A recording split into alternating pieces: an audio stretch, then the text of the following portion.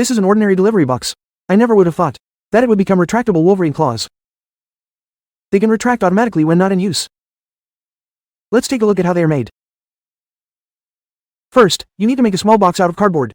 The size of the box can be determined by the size of your hand. When fixing it, it is strongly recommended to use versatile hot glue. The box needs 3 holes. This is where the blades will come out in the end. What we're going to do next is the core part of this issue.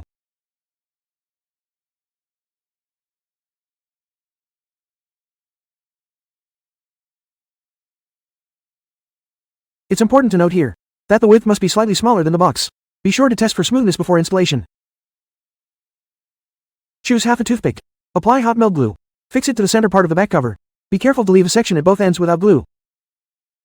Fix it to the back of the box. Attach a rubber band on top. Assemble according to the video. Here, you also need a string for the triggering mechanism. The best is to use transparent fishing line.